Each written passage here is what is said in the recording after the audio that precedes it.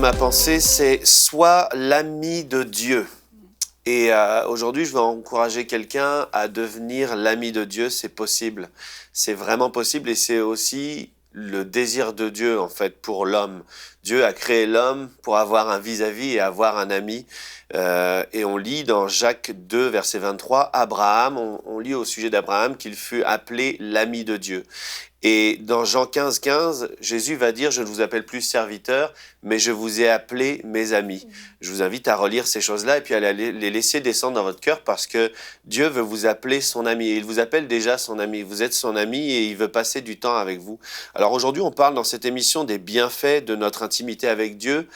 Mais la première chose, c'est que Dieu veut développer une relation d'amitié avec nous. Certes, on va avoir des choses qui vont venir dans notre vie, qui vont être, on va être bénéficiaire de cette relation, mais c'est plus que d'aller chercher quelque chose. C'est avoir une véritable relation avec Dieu. Et c'est ce qu'il veut, c'est son désir. Et lorsqu'on a des temps d'intimité avec Jésus, côtoyer Jésus, c'est côtoyer la vie. Et c'est pas rien du tout. Côtoyer la vie, c'est tellement précieux. Jésus est la véritable vie. Il y a des tas de gens qui pensent que la vie, c'est passer sa journée à aller travailler, se vaquer à toutes sortes d'occupations. Mais la véritable vie, c'est d'être avec Jésus-Christ, de le connaître et d'être connu de lui. Ça fait toute une différence parce que Dieu est en dehors du temps. Nous, on considère la vie comme un enchaînement de situations, alors que Dieu est en dehors du temps. Et ce qui compte pour lui, c'est qu'on ait une relation. Alors côtoyer Jésus, c'est côtoyer la vie. La deuxième chose, c'est que côtoyer Jésus, c'est côtoyer la paix.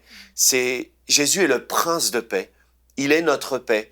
Et souvent, on fait des tas de choses, ou bien on peut aller prendre des vacances, etc., pour essayer d'obtenir de la paix, ou bien regarder la télévision, comme on va en parler dans Pasteur, j'ai une question. Comme on veut passer un temps pour recevoir une paix alors que Jésus-Christ est le chef et le gouverneur de la paix. C'est-à-dire que c'est lui qui la possède et c'est lui qui nous la donne. Il nous la donne gratuitement.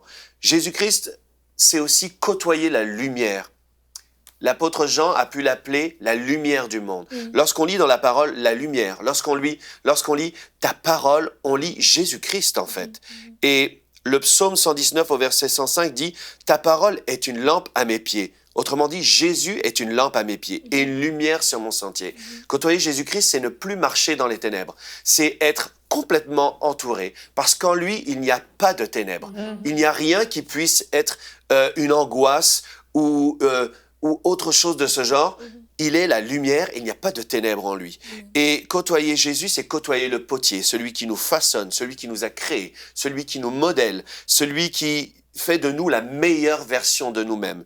Donc l'intimité avec Dieu, c'est tout ça. C'est côtoyer notre Père, c'est celui qui prend soin de nous, qui s'intéresse vraiment à notre vie et à tous les détails de notre vie. Et côtoyer Jésus, avoir des temps d'intimité avec Dieu, c'est côtoyer le meilleur des conseillers. C'est lui qui est notre conseiller, c'est lui qui nous dirige, c'est lui qui veut nous donner la bonne direction. Il dit dans Jean 16, 13, « Quand le Consolateur sera venu, l'Esprit de vérité, il vous conduira dans toute la vérité. » Toute la vérité. Pas seulement une vérité. Des fois, vous avez un besoin par rapport à votre travail, par rapport à votre couple, par rapport à vos études, par rapport à toutes sortes de choses. Il dit, il vous conduira dans toute la vérité.